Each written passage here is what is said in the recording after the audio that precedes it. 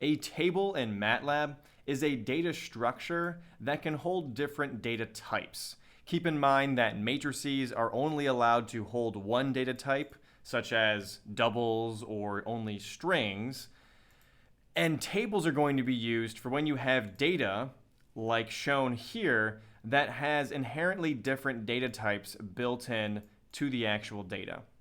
If you've ever worked in Python before and used DataFrames, MATLAB's tables is the exact same thing. We can start off by using the readtable function, which is MATLAB's preferred way to access XLS information or CSVs, and then we can easily summarize the information by using the summary function as well as the head function, which will show us the first few rows. If we take a look at this, our output will first be a grand summary of all the variables. The variables are the columns that we see in our table.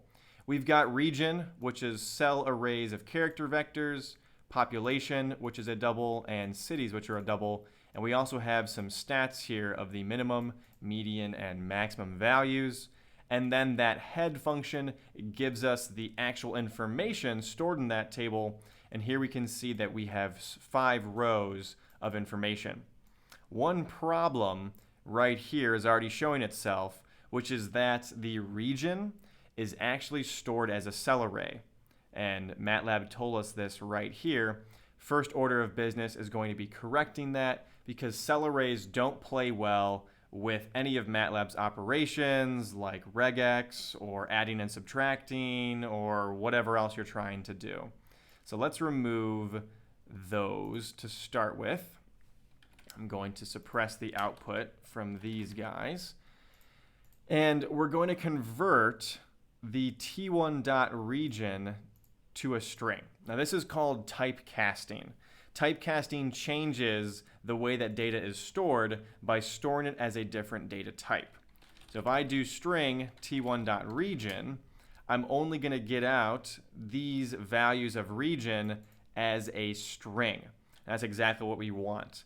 This dot allows us to isolate a given variable of the data. So I could do t1.region, t1.population, t1.cities, and so forth.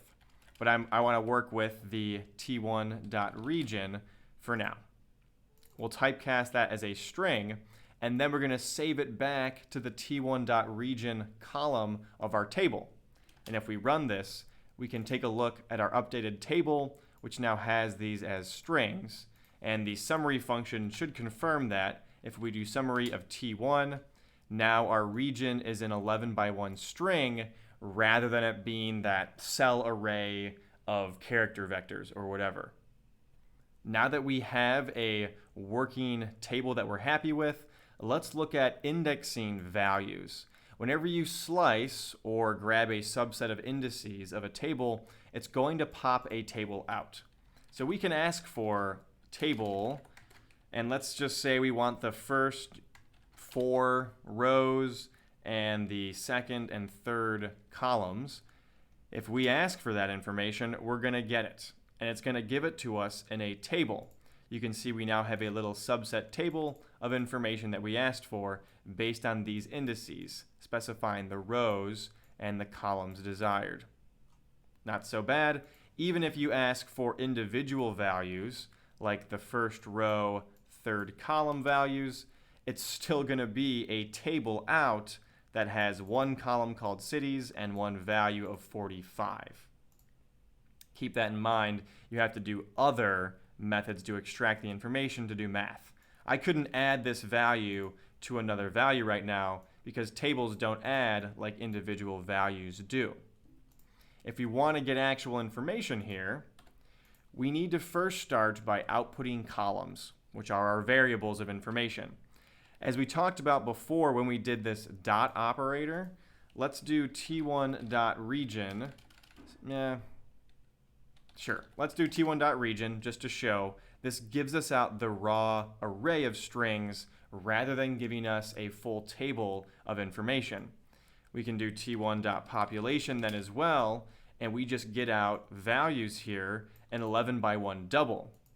This is just like an array in MATLAB or a matrix in MATLAB, And we can add and subtract these values, square them, take them to exponents, and so forth. And then if I wanted a specific value from this array, I could just do population and then index to the third one, and I would just get a single value out. I can now do operations on these like this and begin playing around with these values. You may have noticed in the data that we actually have some repeated information. The SA region appears 3 times.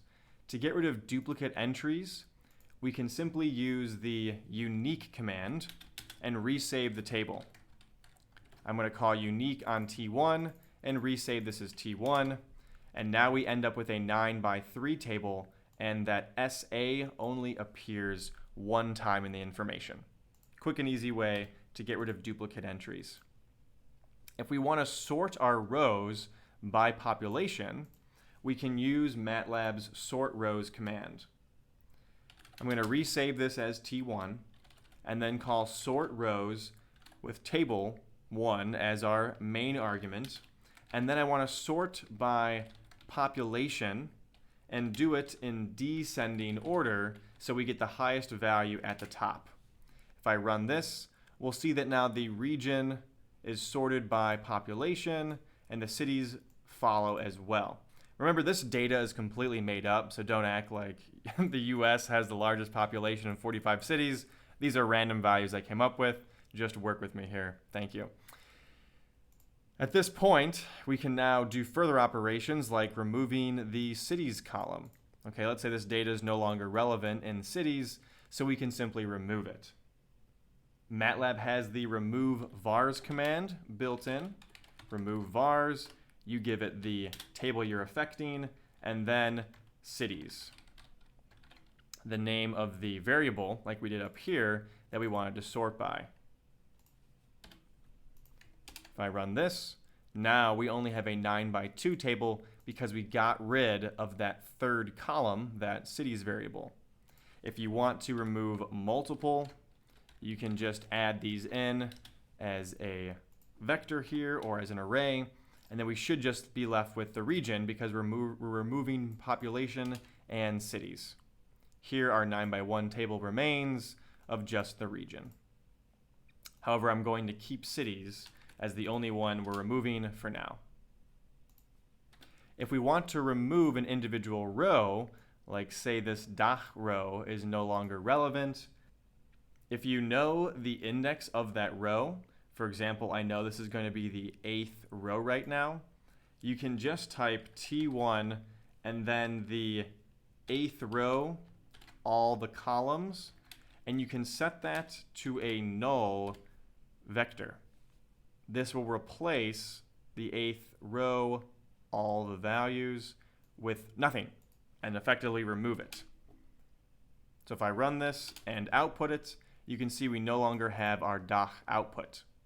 However, it might be kind of difficult to know what this index is going to be, so we can add another step here where we first calculate this deletion indice, and that's going to be done by checking the region. T1.region will give us all the region values, and we can get a logical array if we compare it to Dach. So T1.region will give us an array. Let me show you really quick. A logical array.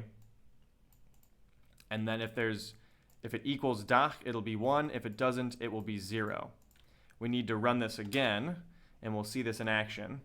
Here our indices are all zeros until the 8th one where it's 1 because Dach is equal to Dach. And then we're using that as our input here to actually remove that index. So we're left without Dach in our outputted table here.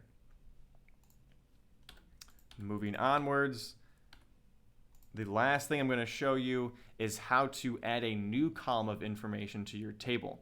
Here I have some fake gross domestic product values.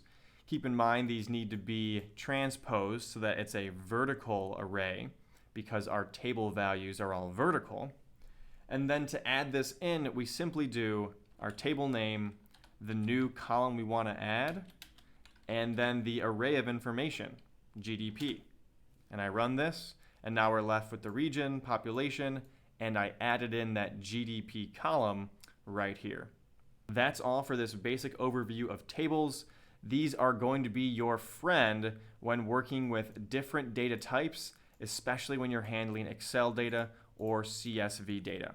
Hope you enjoyed this video. Please subscribe if you got some value out of it. It tells me that I'm doing a good job, and it helps me to make better content for all of you. I appreciate the support, and have a great day.